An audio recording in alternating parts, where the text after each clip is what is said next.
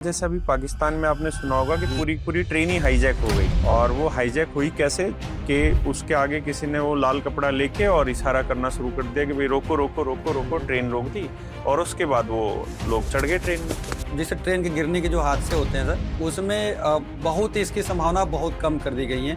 जैसे पुरानी फिल्मों में हमने देखा था कि जब ट्रैक बदलते रहते थे तो आदमी के पैर फंस जाते थे उसमें। जैसे दिल्ली मेट्रो है, दिल्ली मेट्रो ऑटोमेटिक है, मतलब मेनलेस है, आदमी की जरूरत नहीं है, सेल्फ ऑपरेटेड होती है। क्या ऐसे भारत में कोई रेल ऐसी है जो सेल्फ ऑपरेट हो रही हो इस समय? एक हम लोग रिले प्रयोग करते हैं, उसमें 16 कॉन्टैक्ट होते हैं, तो 16 कॉन्टैक्ट होते हैं और ऐसे हम लोग 1300 रिले लगाते हैं सर। एएलपी टेक्नीशियन की पोस्ट पे आज के समय में जो नया बच्चा ज्वाइन करता है तो पहली सैलरी क्या होती है उसकी?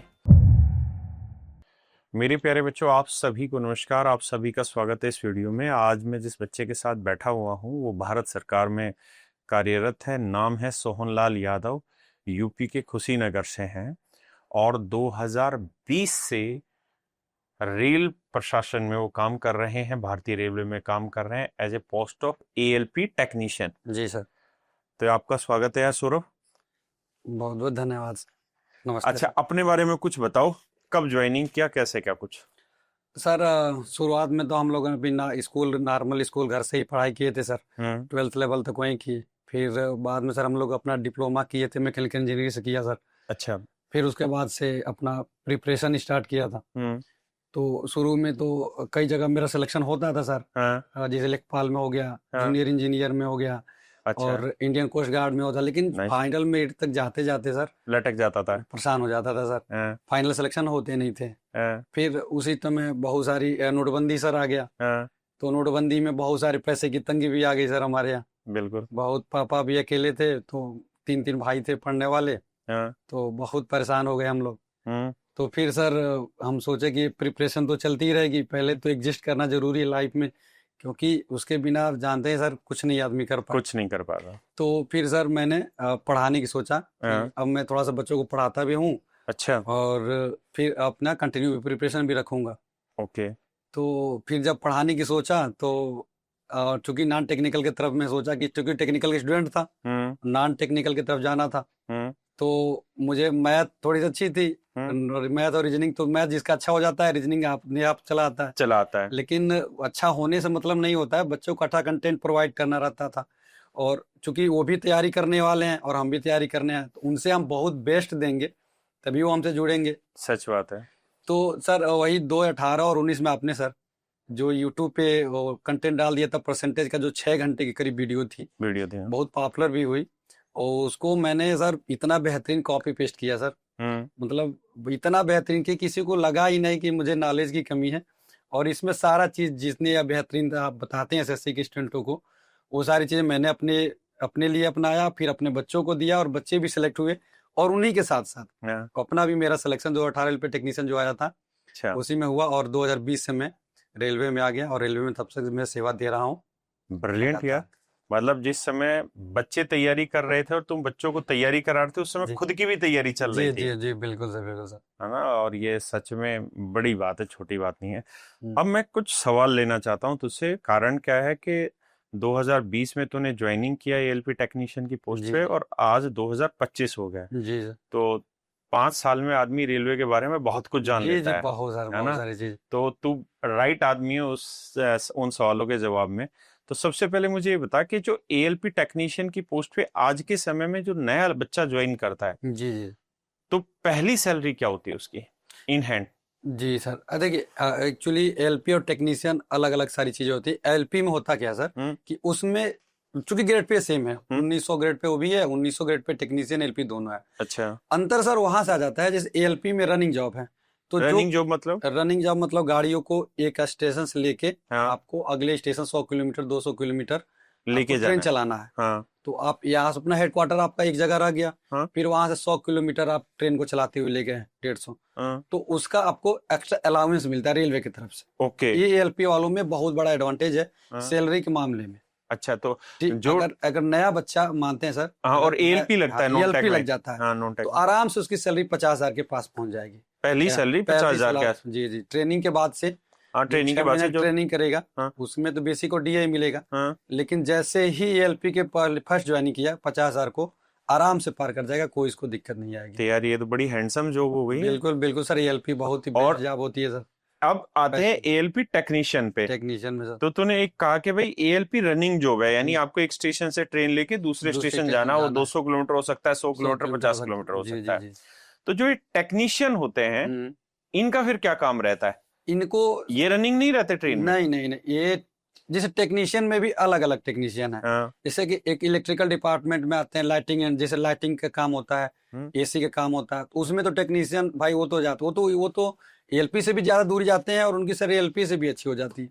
क्योंकि वो तो एएलपी, जैसे कि मान लीजिए कोई ट्रेन चली गोरखपुर से, मान लीजिए गोरखधाम एक्सप्रेस हाँ सर, हाँ तो गोरखधाम आई दिल्ली तक, तो वो टेक्नीशियन गोरखपुर से आएगा हाँ दिल्ली तक, हाँ फिर यहाँ स्टे करेगा, और जो अगली ट्रेन जब वही गोरखधाम खुलेगी, हाँ फिर उसी ट्रेन में बैठेगा, हाँ। फिर लेके जाएगा वहां तक, तो वो तो और ज्यादा रनिंग जॉब में रहता है, तो उसकी सैलरी और ठीक ठाक बन जाती और है। उसकी लगभग कितनी बन जाती है? अब उसकी सर वही सोच लीजिए, मतलब 50 55 60 के बीच में चली जाती है सर। 55 से 60 के बीच में हाँ, चली जाती है। वो तो और ज्यादा। और जो तुम्हारे वाला जो टेक्नीशियन जो तुम कह रहे हो नॉन रनिंग है, वो हम्म, समझा क्या है? हाँ, जैसे हम लोगों में जैसे पीसीएम कैटेगरी में आते हैं सर, हम्म, तो हम लोगों से पूरा, जैसे हमारा टेक्नीशियन जो सिग्नल डिपार्टमेंट का कार्य क्या है कि गाड़ियों की स्पीड को फुल स्पीड में बनाए रखना। जैसे ओके। कि अगर मान लीजिए हमारा सिग्नल डिपार्टमेंट न रहे, तो हम्म, आप किसी भी ट्रेन को 30 किलोमीटर प्रति घंटे की स्पीड से ज्यादा चला ही नहीं सकते। अगर क्या, फिर से बताना। सिग्नल डिपार्टमेंट मेरा न रहे रेल में, हाँ तो किसी भी ट्रेन को चाहे कितनी भी सुपर हाई स्पीड आप बना लीजिए, हाँ। 30 किलोमीटर प्रति घंटे की स्पीड से आप चला ही नहीं सकते थे। कारण? कारण क्या कि ड्राइवर को आगे सुरक्षा का पता ही नहीं रहेगा कि आगे हमारा पूरा लाइन क्लियर हमारा है या नहीं है, या हमारा गेट आगे का बंद है या नहीं है। जैसे कि अगर मान लीजिए हमारा गेट है सर, और फाटक जिसे हम कहते फाटक बोलते हैं, अगर मान लीजिए सर वो 100 किलोमीटर प्रति घंटे की स्पीड से ट्रेन चला रहा है, हैं। हाँ और आगे तुरंत 100 मीटर 200 मीटर पे उसको गेट है, तो हाँ सिग्नल डिपार्टमेंट है नहीं, आपको कैसे पता चलेगा? आपकी आंखों की विजिबिलिटी पे तो चला पाओगे, और 100 किलोमीटर पे जब ट्रेन चला रहे हो तो आंखों की विजिबिलिटी 200 मीटर 250 मीटर तक आप अच्छे से देख पाओगे, उसके बाद से तो आपको कुछ रह ही नहीं सकता। इसीलिए 30 किलोमीटर प्रति घंटा रखा गया है नॉन सिग्नल वालों में। Non signal signal. रहेगा हाँ तो ही आपकी जो है फुल स्पीड, चाहे जितनी भी ट्रेनें चल रही हैं, जैसे वंदे भारत हो गई, हाँ। ये सब सिग्नल डिपार्टमेंट के उस पर चल रही हैं, और इसी के जो टेक्नीशियन हो गए चाहे इंजीनियर हो गए, यही लोग तरीके से बढ़िया अच्छा, एक चीज मुझे बता के, मान लो अगर ट्रेन 100 किलोमीटर पर आवर पे चल रही है और 200 मीटर दूर उसने देखा कि फाटक बंद नहीं है, तो मैं अपनी इच्छा से सवाल पूछ रहा हूँ कि जी जी क्या 200 मीटर की डिस्टेंस पे ट्रेन रुक जाएगी अगर 100 की स्पीड पे है तो? बिल्कुल रोकने, वो वही तो बात है सर, ड्राइवर इसीलिए तो बनाया जा रहा है आपको, इसीलिए तो आपको साइको भी चेक किया जा रहा है, आपको first stage second stage psycho तक भी चेक किया जा रहा है कि आप उतने अलर्ट हो कि नहीं, कि आप 200 किलोमीटर रोकने का नियम है सर, कि एक कोई भी स्टॉप सिग्नल है, और अचानक होता क्या है सर कि आपने हरा सिग्नल दिया, ठीक है, तो ड्राइवर को ये लगा कि हरा सिग्नल है, हमारा लाइन क्लियर ओके है, गेट ओके है, सब कुछ ओके है, ट्रेन को दौड़ा जा रहा है, लेकिन हो सकता है सर किसी कारणवश गेट या कोई ठोकर मार दिया या किसी तरीके से डैमेज हो गया, तो सिग्नल हमारा बैक हो गया, तो अब उस कंडीशन में ड्राइवर को गाड़ी को कंट्रोल करना है, उसके साथ पूरी सुरक्षा करनी है ट्रेन की, इसीलिए उनको अलग से ट्रेन भी किया जाता है कि आपको ये प्रॉपर लिमिट है 200 मीटर का, इसमें आपको कंट्रोल कर लेना है, और वो लोग करते भी अच्छे तरीके से, ये हैंड्स ऑफ है उनका। अच्छा, अगर नक्सलाइट एरिया में ट्रेन चल रही है और वहां अपनी मर्जी से वो ग्रीन सिग्नल रास्ते में दिखा दे कुछ भी लाइट करके, तो ड्राइवर को क्या पता रहता है कि ओरिजिनल सिग्नल है या फेक है? हाँ हाँ, वो एलआर वो लोग करते हैं। मतलब एलआर मतलब कि जैसे कि किसी भी चीज की पहले उनको ट्रेनिंग दे दी जाती है कि कहाँ पे सिग्नल है, अच्छा, कहाँ पे गेट का सिग्नल पड़ेगा, वो हर एक चीज उनको दिखाया जाता है। किसी भी सिग्नल के क्षेत्र में पहुंचने से पहले उनको एक गुड्स वार्निंग बोर्ड दिया जाता है, 400 मीटर दूरी पर लगा दिया जाता है, कि वो ड्राइवर समझ जाएगा कि अब हमारा यहाँ से सिग्नल वाला सेक्शन चालू हो गया, अब वो सिग्नल को सतर्कता पूर्वक देखेगा। समझ गया। हाँ, तो मतलब इतना फेक नहीं चलेगा। हाँ, फेक कुछ कर ही नहीं सकता सर। मान लीजिए जैसे उनको तो इतना पता रहता है कि कोई भी रेल स्टेशन है 10 किलोमीटर का है, तो अब एक स्टेशन से तुम छूट गए, अब अगला जो स्टेशन है तुमको इतना पता है कि 10 किलोमीटर बाद ही आ रहा है, तो बीच में सब कुछ भी हो रहा है, तो सब फेक ही है, आपको कुछ ज्यादा वो करने की जरूरत नहीं है। लेकिन रेड सिग्नल पे थोड़ा सा सावधान रखते हैं कि कोई ऐसा तो नहीं कि कोई बीच में ही टूट गया, रेल टूट गया हो, तो कोई मेरा अगला सवाल वही था, जैसे अभी पाकिस्तान में आपने सुना होगा कि पूरी पूरी ट्रेन ही हाईजैक हो गई, और वो हाईजैक हुई कैसे कि उसके आगे किसी ने वो लाल कपड़ा लेके और इशारा करना शुरू कर दिया कि भाई रोको रोको रोको रोको, ट्रेन रोक दी बलूचिस्तान इलाके में जहाँ थी वो, और उसके बाद वो लोग चढ़ गए ट्रेन में। तो ऐसे इंडिया में भी तो पर इंडिया में इतना वो नहीं है, इतना वो नहीं है, लेकिन अगर रेड सिग्नल पे कोई चिल्ला रहा है सर तो रोकेगा ड्राइवर, अलर्ट होगा। अलर्ट बिल्कुल होगा सर, और वो आके देखेगा, गाड़ी धीमा भी करेगा, रीजन जानेगा, क्योंकि ठीक है सर होती है चीजें, लेकिन हो सकता है कि ये कोई बड़ी हादसा हाँ, जेन्युइन हादसा हो तो उससे बचाया जा सकता है, ड्राइवर रोक लेगा सर ये सब। अच्छा, तो आजकल जो ये ट्रेनें मतलब जो एक दूसरे के साथ टक्कर हो जा रही है ट्रेनों की, जो अभी पीछे लगातार घटनाएं हुई, तो सिग्नल खराबी की वजह से होती है या ड्राइवर को नींद आ रखी होती है इस वजह से? कुछ भी कई रीजनें होती हैं सर। अभी जैसे कि एक बंगाल में घटना घटी, उसमें तो उसमें मतलब स्टेशन मास्टर ने ही वो मैसेज थोड़ा गलत दे दिया था, तो उस ड्राइवर को नहीं लगा। हालांकि बाद में पहले रिस्पांसिबल ड्राइवर को माना गया था, लेकिन बाद में जब चेक को हुआ तो पता चला कि वो ऑटोमेटिक सिग्नलिंग थी, ऑटोमेटिक सिग्नलिंग फेल हो गई थी, तो उसको मैसेज पहले मिलना चाहिए था, तो उसको मैसेज नहीं मिला था ड्राइवर को। हालांकि बाद में उसको बरी कर दिया गया, ड्राइवर छोड़ दिया गया था, बाद में जो रिस्पांसिबल अथॉरिटी थी उसको पकड़ा गया था। लेकिन जैसे ट्रेन के गिरने के जो हादसे होते हैं सर, उसमें बहुत ही इसकी संभावना बहुत कम कर दी गई है, लेकिन फिर भी जैसे कि कोई मानव की गलती कर दिया या कोई किसी की लापरवाही होती है, नहीं तो सिग्नलिंग जो हमारी व्यवस्था है वो इतनी बेहतरीन है कि गलती होने के चांसेस नहीं रहते हैं। गलती होने के चांसेस इतनी बेहतरीन टेक्निक वो मतलब उसमें अपनाई जा रही है, टेक्नोलॉजी अपनाई जा रही है हर एक तरीके से। अच्छा, आप लोग जो एएलपी टेक्नीशियन का काम करते हो, तो कौन कौन सी मेजर मशीनों पे आप हाथ लगाते हो, क्या क्या काम करते हो सर? जैसे कि अब मान लीजिए, और शुरुआत से बताना मुझे फेज वाइज कि जब आपकी ज्वाइनिंग होती है तब ये कर सकते हैं, फिर ये कर सकते हैं, फिर ये कैसे? तो देखिए सर, जैसे हम लोग शुरुआत में जाते हैं तो पहले तो सिग्नल डिपार्टमेंट में काम क्या है कि पहले एक पॉइंट मशीन होता है। जैसे पॉइंट मशीन का काम क्या है कि जैसे कोई गाड़ी आ रही है तो सिंगल लाइन से आ रही है, अब आगे जाएंगे तो प्लेटफॉर्म पड़ेगा, 1 number platform, 2 number platform, 3 number platform, तो अब उसको एक से मतलब मेन लाइन से 1 नंबर में लाना है कि 2 नंबर में लाना है कि 3 नंबर लाना है, वो पॉइंट मशीन ये ऑपरेट होती है, वही 1 नंबर में ले जाएगी, 2 नंबर में ले जाएगी। और ये डिसाइड कौन करता है? स्टेशन ये मास्टर, स्टेशन मास्टर को, ये वहीं से ऑपरेट करता है। तो वहीं से जब रूट बनाएगा, रूट मतलब रास्ता समझिए, तो रास्ता बनाएगा तो वो जो जिस रूट के लिए बना देगा उसी रूट में पॉइंट जो है उसको रास्ता बनाता हुआ चलाएगा कि हमको एक रूट में जाना है। उसके लिए सिग्नल भी लगा रखा है कि जैसे ड्राइव जब किसी भी स्टेशन सेक्शन में आप जाते होंगे तो एक भुजा जैसे निकला हुआ रहता होगा सिग्नल के ऊपर, तो उसमें पीला जलता होगा और 5 छोटी छोटी एलईडियां जलती होंगी। तो वो छोटी छोटी एलईडियां संकेत करती हैं कि आपको कौन से लाइन में जाना है। ओके। और पीला तो ये बताता है कि आपको आगे जाकर रुकना ही है। लेकिन यार ये सिस्टम तो फिर जब धुंध होती होगी सर्दियों में बहुत तेज, तो उस समय तो दिखाई नहीं देते होंगे। धुंध के समय में जैसे कि ये तो थोड़ी सी विजिबिलिटी कम ये आती है, नो डाउट, इसमें कोई ये नहीं है, लेकिन उसमें होता क्या है कि थोड़ी सी स्पीड स्लो करके ड्राइवर आकर आराम से देख लेता है, लेकिन इतना भी ट्रबल नहीं करते हैं क्योंकि अप्रोक्स पता होता है कि सब कुछ लाइन क्लियर मिला है, हमको जाना है आगे। और धुंध के समय में सर ड्यूटी थोड़ी सी बढ़ा भी दे दी है। बढ़ाने का मतलब क्या है कि पहले 2 लोगों पर चलते हैं, अच्छा, धुंध के टाइम में एक एक्स्ट्रा इंचार्ज को बैठा दिया जाता है, मतलब किसी न किसी सेक्शन से, चाहे सिग्नल डिपार्टमेंट का एक इंचार्ज बैठ जाएगा या क्या नाम टेलीकॉम डिपार्टमेंट का या इंजीनियरिंग डिपार्टमेंट का, इलेक्ट्रिकल डिपार्टमेंट का, जितने भी डिपार्टमेंट में रेलवे के, उसके अलावा ऑफिसर भी हमारे आते हैं। अच्छा, कि हो सकता है कि सर धुंध के टाइम में ना दिखे, हो सकता है कि ठंड के टाइम में एएलपी को किस तरीके से ट्रबल हो गया हो, तो बहुत सेफ्टी का ख्याल रखा जाता है सर। मतलब इतना समझ जाइए, रेलवे को चलाते समय जितने भी रेल कर्मचारी है पूरी दिन रात बहुत ईमानदारी से काम करते हैं। तो सर और भारत का जो रेल नेटवर्क है मुझे लगता है पूरे दुनिया का सबसे बड़ा रेल नेटवर्क है, और सबसे बड़ा है या नहीं, ये है या नहीं ये तो मुझे नहीं पता, लेकिन ये मैं समझता हूँ कि रोज 2 करोड़ लोग ट्रेन में रोज की ट्रेवलिंग करते हैं, तो नंबर ऑफ पर्सन के हिसाब से बहुत बड़ी चीज है ये। अच्छा, एक चीज मुझे बताना कि जो ट्रैक स्विचिंग होती है, जो ट्रैक बदलते हैं, जैसे पुरानी फिल्मों में हमने देखा था कि जब ट्रैक बदलते रहते थे तो आदमी के पैर फंस जाते थे उसमें। अभी भी वही मैनुअल सिस्टम है कि वो पकड़ के हैंडल ऐसे करते थे तो मिलाते थे? नहीं, अब तो बटन से आ गए सर। अच्छा, अब बटन एक बार आप प्रेस करिए, वहां पे सारे काम हो जाएंगे आपको। अच्छा, वो अपने आप ट्रैक शिफ्ट होता जाएगा। वोल्टेज सप्लाई हम लोग करंट फ्लो का वोल्टेज देते हैं, करंट के माध्यम से अपने आप वो मोटर डीसी मोटर लगी रहती है, वो सारे चीज अपने खुद ही कर लेती है, ऑर्डर मान। अच्छा, डीसी की फुल फॉर्म क्या है? डीसी डायरेक्ट करंट बोलते हैं सर। अच्छा, डायरेक्ट करंट। हाँ, direct current motor, DC motor लगा। अच्छा, एक चीज मुझे बताना है सोन कि जैसे दिल्ली मेट्रो है, दिल्ली मेट्रो ऑटोमेटिक है, मतलब मैनलेस है, आदमी की जरूरत नहीं है, सेल्फ ऑपरेटेड होती है। क्या ऐसे भारत में कोई रेल ऐसी है जो सेल्फ ऑपरेट हो रही हो इस समय? नहीं, अभी तो सर मेरी नॉलेज में जब हमें समझ सेल्फ ऑपरेट मानो अभी इंडिया में तो नहीं आई है, भारतीय रेल में। मेट्रो में भले आ गई है, लेकिन इंडिया में नहीं है सर। इंडिया में नहीं है। नहीं है। अच्छा, एक चीज मुझे बताना कि जो इंडियन रेलवे उसमें अभी भी मैनुअल सिग्नल यूज होते हैं या ऑटोमेटिक सिग्नल है? अब तो मैनुअल नहीं होते हैं, अब तो सब सिग्नल दे दिया गया है, ऑटोमेटिक है। ऑटोमेटिक है खुद। जैसे आप, जैसे कि स्टेशन मास्टर है, बटन दबाते हैं अपना, हाँ, सिग्नल आ जाता है। गेट पे लगी है, गेट पे भी सिग्नल है, वो खुद गेट ओके। सिग्नल दे देते हैं। और मैनुअल। जो ट्रेन ऑपरेटर होता है, जो ट्रेन चला रहा होता है, क्या उसके पास वॉकी टॉकी वाला सिस्टम नहीं होता है कि उससे बात होती रहे लगातार, कौन कहाँ वॉकी टॉकी होती है सर, अच्छा, होती है। वॉकी टॉकी होती है।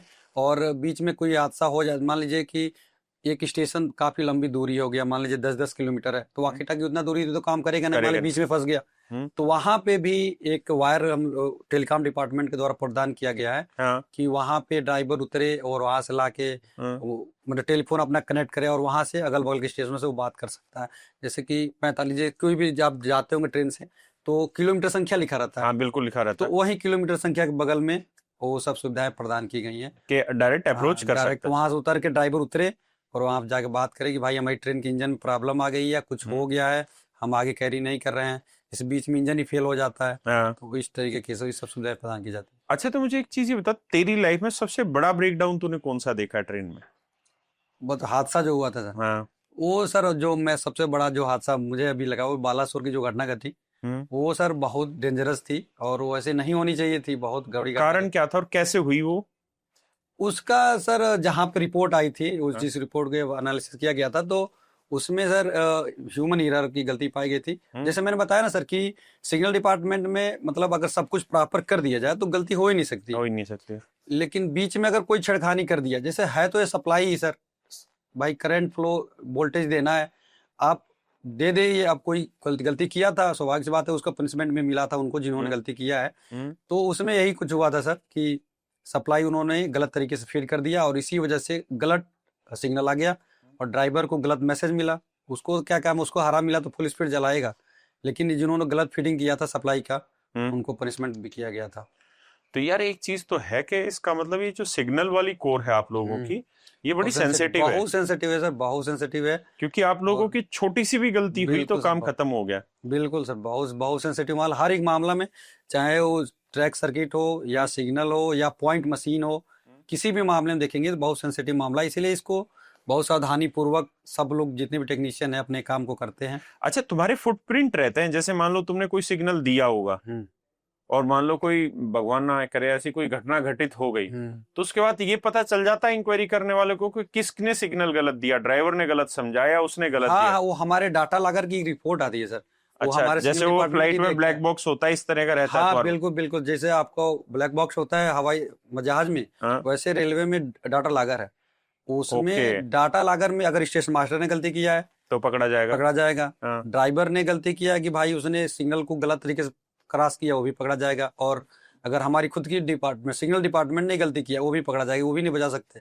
इसमें कोई नहीं बचा सकता, क्योंकि एक एक सीक्वेंस से चलाता है सर। डाटा लॉगर की जो रिपोर्ट है वो पहले हमारे डीआरएम ऑफिस जाएगी, फिर वहां पे से उसको उठा के जोन वाइज भेज दिया जाता है और सब कुछ एक दूसरे से कनेक्टेड रहता है, छेड़खानी कोई कर ही नहीं सकता। अब जैसे मैं अपनी बात करता हूँ कि मान लो अगर हम गाड़ी चला रहे हैं और रोड पूरा खाली है, तो हमारी पूरी कोशिश होती है कि बहुत तेज भगाया जाए, खासकर एक उम्र में, जिस उम्र में 20 से 30 साल की उम्र होती है उसमें तो ऐसा मन करता है खींच के भगाओ। तो जो ट्रेन ड्राइवर होगा उसका ही यार बड़े मन करता होगा खींचो साली को 150 पे चलाओ ना आराम से, दिक्कत क्या है? बिल्कुल ऐसा तो है। क्या पकड़ में आता है वो? हाँ, मतलब बिल्कुल सर, अगर वो तो पकड़ाने वो ड्राइवर भी बहुत चालाक होते हैं कि कब खींचना है। अच्छा, उनको पता रहता है सिग्नल की रेंज कहाँ का है। हाँ, मतलब जैसे कि ब्लॉक सेक्शन खाली है, जैसे कुछ ड्राइवर होते हैं बहुत मूडी टाइप में, बहुत कॉन्फिडेंस फील करते हैं भाई, वो कॉन्फिडेंस खेल है तो चाप देते हैं, उड़ा देते हैं एकदम धूल को, पहुंचा देते हैं अपने टाइम तक।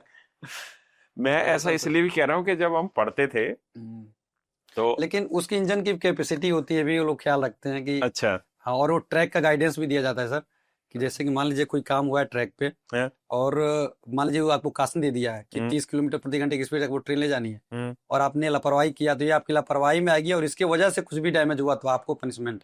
ओके, इसका बड़ा ख्याल मैं ऐसा इसलिए कह रहा हूँ कि जब हम अपने गांव से दिल्ली आया करते थे पढ़ने ट्रेन में, तो पैसेंजर ट्रेन होती थी, तो कई बार क्या होती थी कि ट्रेन अपने ओरिजिनल स्टेशन से ही लगभग आधा घंटा लेट चली है, 40 मिनट लेट चली है, लेकिन वो जो ड्राइवर होता था वो कुछ भी करके उस आखिरी में जहाँ पहुंचना होता था वहां टाइम पे पहुंचा देता था, मतलब उस टाइम को मैनेज करता था, तो उस समय स्पीड तेज हो जाती थी। तो हम बात करते थे यार कोई ना तेज मतलब हवा का मजा आएगा बाहर बैठने का, तो यानी ड्राइवर करता है वो कर लेते हैं सर, कोई दिक्कत नहीं, वो लोग कर लेते हैं, अपना स्पीड बढ़ा लेते हैं, बस वो कासन का जरूर ख्याल रखते हैं। अगर कोई कासन नहीं मिली है तो फुल स्पीड में चला देंगे, कोई दिक्कत नहीं है उनको।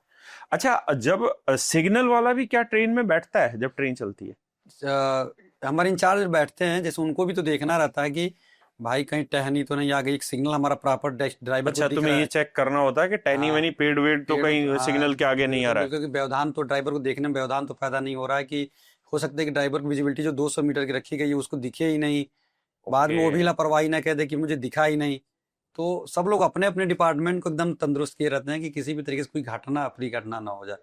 अच्छा यार, एक बार है ना मुझे प्रमोशन का क्राइटेरिया समझा, पहले तो एएलपी नॉन टेक्नीशियन का समझा, फिर टेक्नीशियन का, कि पहले इस पोस्ट पे सिलेक्शन होता है, इतने टाइम तक यहाँ रहते हैं, फिर ये बनता है, ये बनता है, ये बनता है, वो बता। जी, जैसे टेक्नीशियन में सर, टेक्नीशियन में आप आते हैं, नॉर्मल ट्रेनिंग करते हैं, और उसके 2 साल बाद आपको 1900 में आते हैं, 2 साल बाद 2400 हो जाती है, 1900 ग्रेड पे में अपॉइंटमेंट होती है, फिर 2 साल बाद 2400 में चला जाते हैं। फिर उसमें होता है कि कुछ ऐसे डिपार्टमेंट में जैसे एग्जाम होता है, जैसे मेरा डिपार्टमेंट है, सेंसिटिव मामला है, इसका एग्जाम कराया जाता है, ऑफिसर बैठते हैं, पूरा जांचते हैं कि भाई ये जो अंदर में सिलेक्टर में दे रहा हूँ, सिलेक्शन दे रहा हूँ, ये प्रॉपर इक्विपमेंट को छूने वाला है अब अच्छे तरीके से, तो क्या इसको पढ़िए अच्छे नॉलेज है कि नहीं है, क्योंकि सेंसिटिव का मामला है जैसे मैंने बता दिया।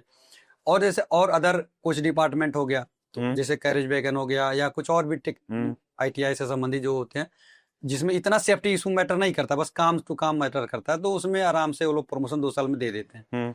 बाकी 2 साल तो बाद पहले जैसे सिग्नल वाले में ही चलते हैं, मान लो 2 साल बाद आपका 2400 ग्रेड पे हो गया, पोस्ट वही रहती है, टेक्नीशियन ही थर्ड रहती है शुरू में। अच्छा, टेक्नीशियन थर्ड रहती है, उसके बाद फिर 2 बनते हैं, फिर टेक्नीशियन 2, फिर टेक्नीशियन 1 2800 ग्रेड पे हो जाता है, फिर उसके बाद से आपको MCM का 4200 ग्रेड पे दे देते हैं। MCM की full form master craft man कहते हैं उनको। अच्छा, मास्टर क्राफ्ट टेक्नीशियन बोलते हैं उनका। अच्छा, वरिष्ठ टेक्नीशियन बोलते हैं। ये भी काम इसका भी वही रहता है, उसी चीज को अपग्रेड करते चले जाते हैं। वही है सर, जैसे कि अब 4200 ग्रेड पे जेई का भी है, जूनियर इंजीनियर है, 4200 इनका भी है, बस इनको थोड़ा ज्यादा अथॉरिटी जेई को मिलती है, इनको थोड़ी कम मिली रहती है बस। तो जो ये MCM है, जैसे आप लोग अपॉइंट हुए 2020 में, और अगर आप लोगों की सर्विस ठीक ठाक चलती रही, आप काम बढ़िया करते रहे, तो कितने साल बाद आप MCM पे पहुंच जाएंगे? अगर जैसे वैकेंसी की आगे की वैकेंसी भी खाली की बात होती है, थोड़ा सा वो वहां पे जाके, तो अगर मान लीजिए 2800 ग्रेड पे हो जाता है, फिर वहां से 5 से 6 साल लगते हैं, मतलब वही समझिए कि 10 से 12 साल में आप 1900 से 4200 में चले जाते हैं। देखो, 1900 से 2400 पे 2 साल में आ गए, फिर 2400 से 2800 पे 2 साल में। नहीं सर, जल्दी है फिर तो। और फिर 2800 से 4200 पे वहां पे सीटें कम हो जाती हैं, तो थोड़ी से चांस कम हो जाते हैं। और तो चलो हम मान लेते हैं 10-12 साल, मान लीजिए 15 साल पकड़ देते हैं मैक्सिमम साइज। इतना तो बहुत हो जाता है सर, उससे पहले ही आपको, चलो हम 12 साल पकड़ लेते हैं ग्रेटर एज। उसके बाद आप MCM बन गए, मान लो आप 20 साल की उम्र में नौकरी लगे एग्जाम्पल के तौर पे, तो 32 साल पे पहुंच गए आप MCM। उसके बाद अगला प्रमोशन, उसके बाद से फिर एक एग्जाम होगा, जैसे मैं बताया, फिर से एक एग्जाम दीजिए। अच्छा, एग्जाम से ही प्रमोशन होगा। तो वहाँ पे भी LDC के एग्जाम कई तरीके के आते रहते हैं। तो एग्जाम बच्चे जनरली क्वालिफाई कर लेते हैं या उसमें फंसे रह जाते हैं? आप भर्ती आती है सर, उसी में किसी को होना ही है, सीधी सीधी बात है।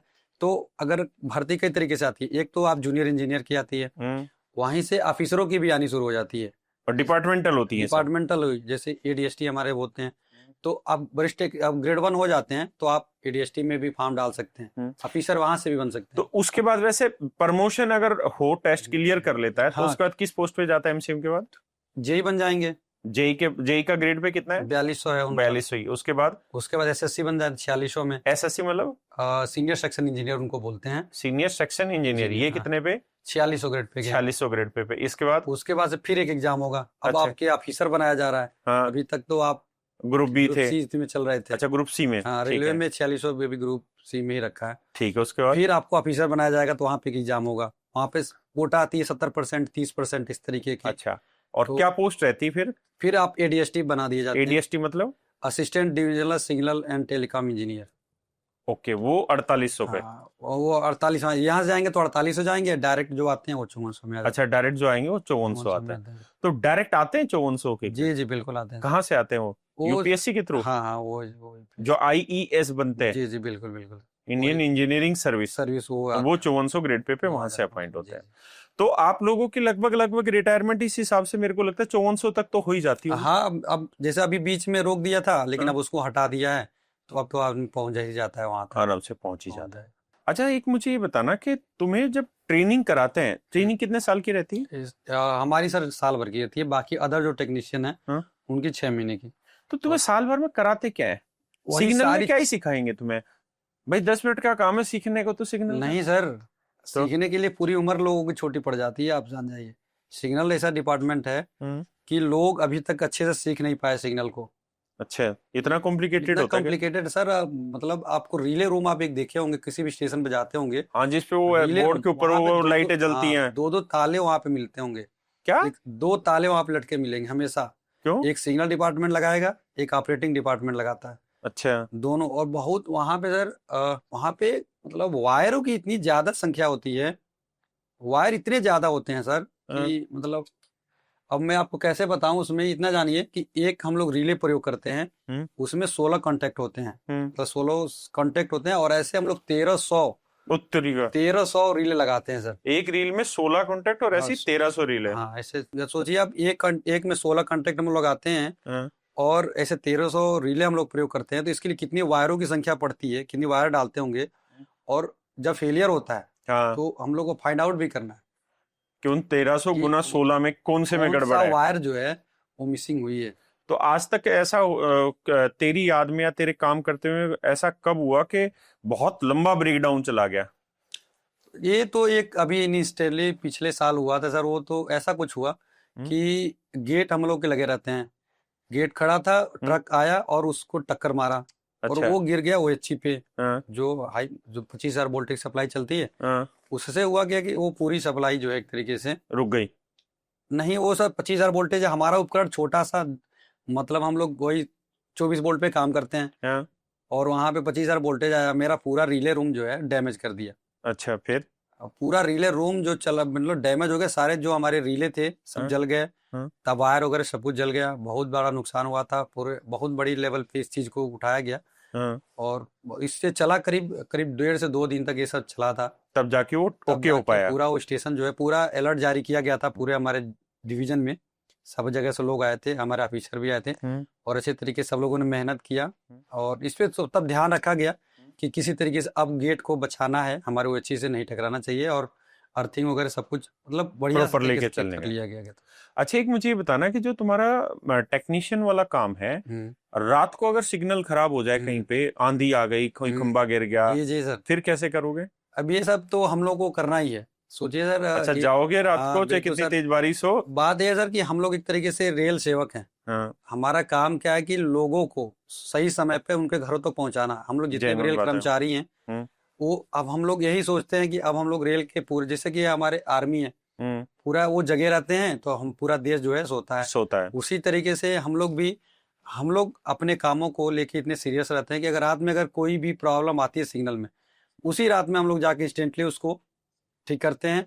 और हो सकता है कि ना भी हो, ऐसा भी घटना होती है सर कि हो सकता है हमारे हाई लेवल में हो, तो अपने उच्च अधिकारियों तक मैसेज भी पहुंचाते हैं, और वो भी रात में ही अलर्ट आके जारी करके ठीक भी कराते हैं। अच्छा, ठीक कराता है।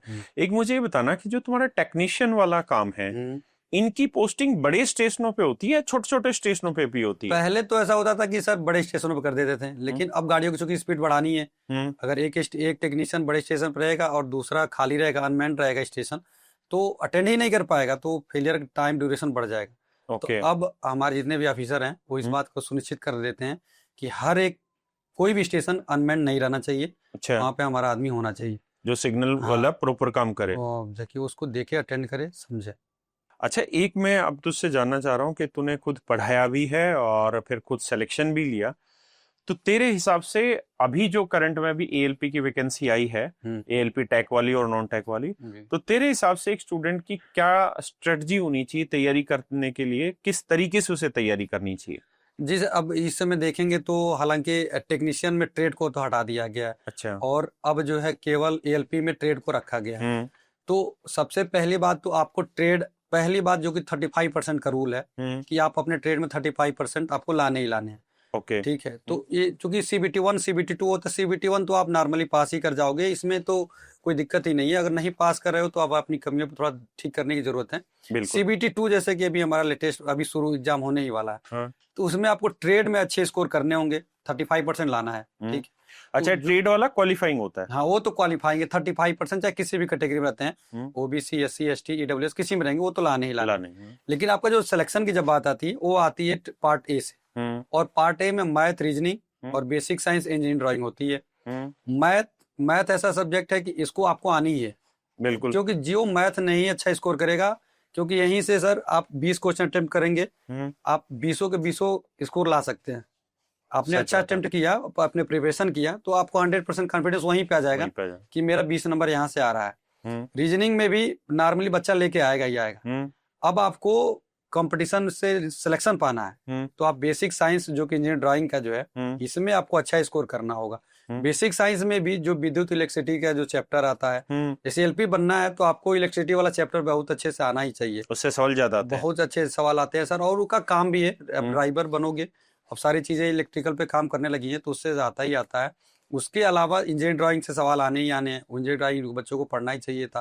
पर्यावरण, कंप्यूटर, इस टॉपिक को अच्छे से रिवीजन कर लें तो निश्चित तौर पे LP बनने का इनको जो सपना है वो निश्चित तौर पे पूरा होगा सर। अच्छा, एक चीज मुझे ये बताना कि अभी तू इतने सालों से रेलवे में नौकरी कर रहा है, तू अपनी जॉब से सेटिस्फाई है कि नहीं है? मैं सर एक्चुअली सच बता रहा हूँ आपके सामने। मैं शुरू में आया तो मैं सर इतना फंस गया था। यूपी पुलिस सिलेक्शन था, नहीं ज्वाइन किया। LP सैलरी वाली पोस्ट थी, वो खुद का डिसीजन था। लेकिन जब सिलेक्शन हो गया, ज्वाइन करने की बात आई, तो टेक्नीशियन में चूज करना था मुझे। तो अलग अलग लोगों तक मैंने मैसेज पहुंचा दिया, जो कि मुझे नहीं करना चाहिए था। डिसीजन जब आपका था, मुझे तक सीमित रखनी चाहिए थी। जब लोगों तक पहुंचा तो एक तरफ वर्दी थी, वर्दी में छोड़ के आ रहा था। एक तरफ LP जो कि पैसे वाली जॉब थी, उसको मैं छोड़ के आ रहा था, टेक्नीशियन में ज्वाइन कर रहा था। तो इसमें मैं बहुत सा परेशान था, मतलब शुरुआत में, क्योंकि जिससे मैं राय लूं, मतलब इतना मैं परेशान हो गया सर कि सेल्फ कॉन्फिडेंस मेरा डाउन। मुझे समझ में नहीं आ रहा था कि मैं सही कर रहा हूँ या गलत कर रहा हूँ। तो मैंने किसी को फोन किया। अब वो एक्चुअली क्या था सर कि वो अपने हिसाब से जवाब देगा आपको। अगर उसके घर पैसे की तंगी है तो वो आपको LP बेटर बता देगा। भाई पुलिस की नौकरी अच्छी है सर, वर्दी है, तो वो तो मुझे भी कभी कभी लगती है कि वर्दी में रहना चाहिए था। तो वहां से भी मैं परेशान हो जाता था। लेकिन एटलीस्ट सर जब मेरा पहला प्रमोशन हो गया, तो तब मुझे थोड़ा कॉन्फिडेंस आया अपने आप के ऊपर। और तब सारी चीजें मैंने लोगों से, उसके पहले ही मैंने लोगों से बात करनी, सब ये समझ गया था रियलिटी अपनी, कि लोगों से नहीं जीना है, जिंदगी हमारी है, डिसीजन हमारे हैं, शौक हमारे हैं, तो अपने हिसाब से ही मैनेज करना है। तो फर्स्ट प्रमोशन के बाद और भी चीजें नॉर्मल हो गई सर। और अब जो है फिलहाल की करंट जो सिचुएशन है जो मेरी, और आगे पीछे की जो लाइफ देखते हुए बहुत सेटिस्फाइड हूँ अपनी लाइफ से सर। नाइस। अच्छा, एक रेलवे में तुम्हें जो ये 12 महीने की तो तुम्हें सैलरी मिलती काम करने की, कहते हैं कि एक जो महीने की एक्स्ट्रा मिलती है वो क्या कहानी है? बोनस है सर वो। अच्छा, बोनस बोलते हैं सर। तो पूरी सैलरी मिलती है या बेसिक प्लस DA मिलता है या क्या रहता है सर? वो नियम के हिसाब से सर तो बहुत मतलब ज्यादा मिलनी चाहिए। वो कुछ कैसा कहते हैं जैसा नियम है, लेकिन सैलरी उस टाइम पे 7,000 हमारी काउंट कर दी जाती है। 7,000? मात्र ऐसा जो है वो केवल हमारी ही नहीं, जितने भी रेल कर्मचारी हैं सबकी 7,000 काउंट कर दी जाती है, और 78 दिन की सैलरी उसमें जोड़ दी जाती है। तो नॉर्मली बाहर के जो लोग हैं उनको तो लगता है कि 78 दिन की सैलरी एक्स्ट्रा आ गई, लेकिन सर अब 7,000 है सर, अब सोच लीजिए सर बस। अच्छा, तुम्हें छुट्टियां कितनी मिलती हैं टोटल? छुट्टी की सर अगर बात कर ले तो 10 CL है सर हमारे पास। उसके बाद से 30 LAP है। उसके LAP मतलब लीव अगेंस्ट पे? लीव एवरेज पे बोलते हैं। अच्छा, लीव एवरेज पे जी। और 20 जो है LHP बोलते हैं, मतलब मेडिकल की सुविधा के लिए 20 अलग से दे देते हैं लोग। और तुम्हें CGHS कार्ड मिलता है? CHS कार्ड बोले सर किसके? सेंट्रल गवर्नमेंट हेल्थ स्कीम वाला जो कार्ड रहता है वो तो नहीं मिलती है सर, लेकिन रेलवे हम लोग खुद ऑलरेडी मेडिकल प्रोवाइड करती है सब। अच्छा, रेलवे का खुद का मेडिकल? खुद का मेडिकल है। उसके अलावा कुछ अलग अलग हॉस्पिटल भी जुड़ चुका है रेलवे से, जैसे दिल्ली का मेदांता हॉस्पिटल है सर। अच्छा, रेलवे जुड़ा हुआ है रेलवे से। अच्छा, एक चीज और बताना कि रेलवे में तुम्हें घूमने फिरने के लिए और फैमिली के लिए क्या ट्रैवलिंग के लिए मिलती है टिकट? हाँ, पास सर, पास की सुविधाएं हम लोग को मिलती हैं। क्या है उसकी कहानी पूरी? जैसे कि कुछ ऐसे पास मिलते हैं जिसमें जैसे कि अभी जैसे 5 साल की नौकरी हमारी अब होने वाली है, तो हमको अब 3 प्रिविलेज पास मिल जाएगा। उसमें 3 का मतलब कि अप एंड डाउन दोनों होता है, मतलब जाने का भी आने का भी विद फैमिली, 1 भी रुपया आपको देना नहीं है। ठीक है। उसके अलावा हमको पीटीओ मिलेगा। पीटीओ मतलब? पीटीओ मतलब कोई भी पीटीओ का मतलब ये होता है सर कि कोई किराया जैसे मान लीजिए 300 रुपया है, हाँ, तो उसका 200 रुपये फ्री कर दिया जाएगा और 100 रुपये 100 रुपये। 1/3 हमको पेमेंट करना रहेगा। जैसे मैं आपके पास आया भी हूँ तो पीटीओ पे ही आया हूँ अपना टिकट बना समझ के। गया, अपना टिकट बना। हाँ, अच्छा, वैसे तुम विदाउट टिकट चलो तो तुम्हें कौन क्या कहेगा? विदाउट टिकट चलने का सर रूल नहीं है। ये मैं ही नहीं, ये कोई भी नहीं चल सकता विदाउट टिकट। ये अच्छा। टीटी जो होते हैं उनके ऊपर जो है हम्म। निर्भर करता है कि आपको ले जाएं या ना ले जाएं। और इंसानियत के नाम पे ले जा सकते हैं, नहीं तो रूल अगर प्रॉपर अगर फॉलो कर दें तो नहीं ले टिकट जाएंगे। लगेगी फिर? हाँ, चाहे कोई भी हो। फिर टिकट लगेगी। तो चलिए मेरे प्यारे बच्चों, आप सभी का बहुत बहुत धन्यवाद। आपने ये सेशन सुना, बड़ा मजा आया मुझे भी ये बात करके। इस बच्चे से, सोहनलाल यादव कुशीनगर से है, और बड़ी खुशी हुई इस बात से कि ये बच्चा भी अपने जीवन में बहुत सेटिस्फाइड है।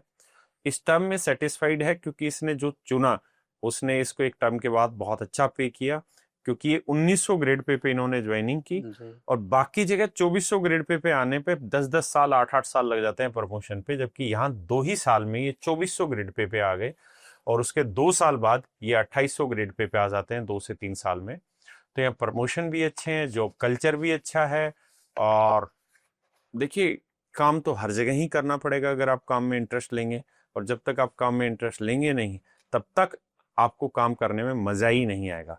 तो नमस्कार मेरे बच्चों, धन्यवाद, थैंक यू, थैंक यू। नमस्कार।